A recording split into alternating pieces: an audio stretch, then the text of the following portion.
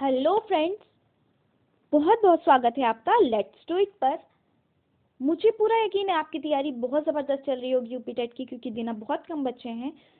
आपका रिवीजन चल रहा होगा और मेरी ऊपर वाले से यही दुआ है कि आप सबका एग्ज़ाम बहुत बहुत अच्छा हो।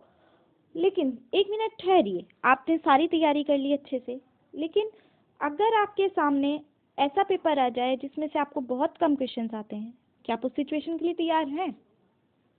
नहीं ना? तो यकीन मानिए आपकी तैयारी अधूरी है, क्योंकि ये सिचुएशन किसी के साथ भी आ सकती है, किसी के सामने भी आ सकती है।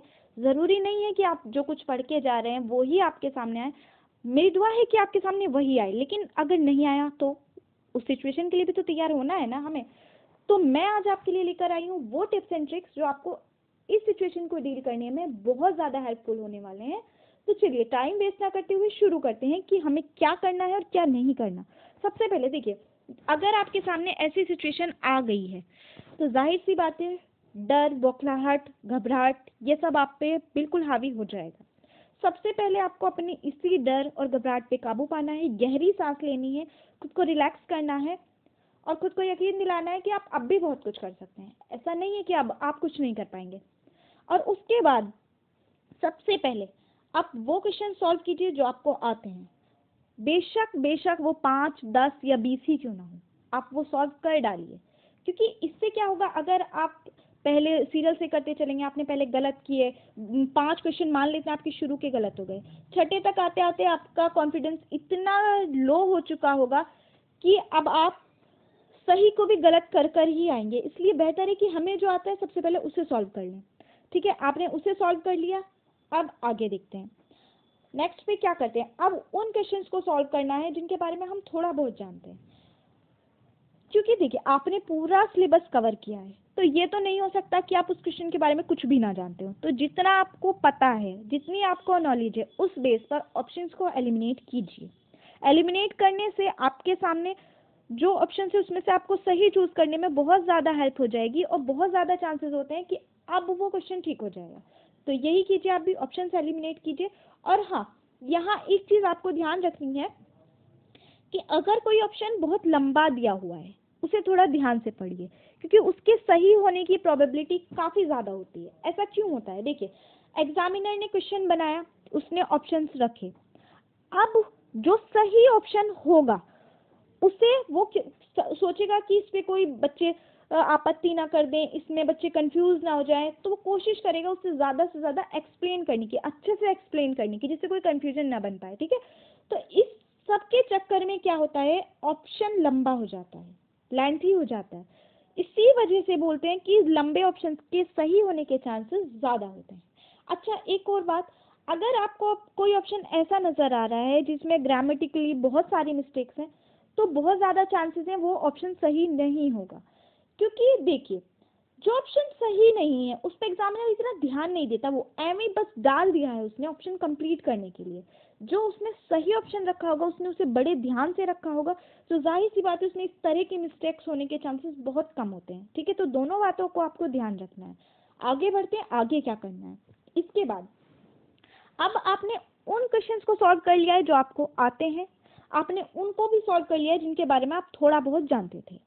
ठीक है, अब आ गए हम उन क्वेश्चंस पर जो हमें बिल्कुल नहीं आते, जिनके बारे में हमें कुछ भी नहीं पता। तो या तो आप ये कीजिए कि भाई आंख बंद कीजिए, ऊपर वाले का नाम कीजिए और तुक्का मारना शुरू कर दीजिए, लेकिन मैं ये आपको सजेस्ट नहीं करूंगी। मैं बोलूंगी कि तुक्का भी थोड़े से दिमाग से लगाइए।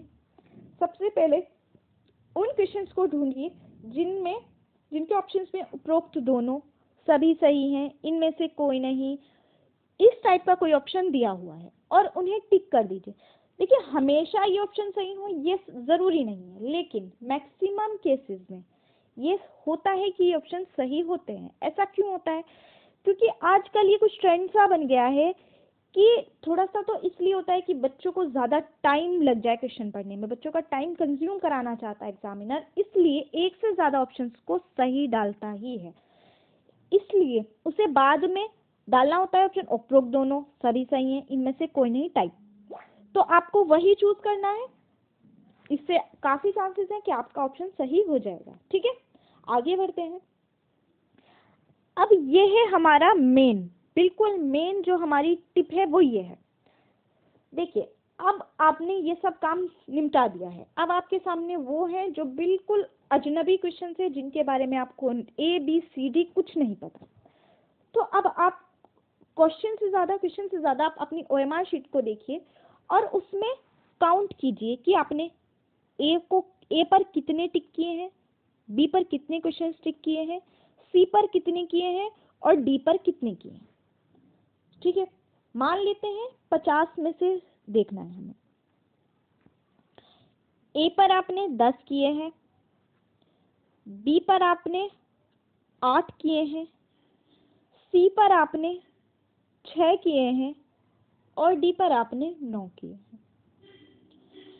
तो इस सिचुएशन में जो भी ऑप्शन आपके सामने वो है जिस पर आपने सबसे कम टिक किए हैं अब तक, बाकी के बचे हुए उस पर टिक कर दीजिए। और मैं बोलूंगी कि फिर बाकी के बचे हुए सारे ही ऑप्शन, सारे ही क्वेश्चन उसी पर ही टिक कीजिए। ऐसा क्यों बोल रही हूँ मैं? देखिए, आप कोई भी पेपर उठाकर देखिए, सिर्फ सुन के इग्नोर मत कीजिए, मेरी बात पर यकीन ऐसे ही मत कर लीजिए। आप उठाइए कोई भी पेपर और देखिए, उसमें चेक कीजिए A, B, C और D, चारों में सही आंसर का सही क्वेश्चन के जो रेशियो होंगे वो लगभग एक समान होंगे। सेम नहीं बोल रही हूँ, लगभग एक समान बोल रही हूँ। 2, 3, 4 इतना ही अंतर होगा, इससे ज्यादा नहीं होगा। मान लेते हैं 50 है तो 50 में 1 हो गया 10, 1 हो गया 11, 1 हो गया 12, 1 हो गया 9, कुछ इस टाइप से बनेगा।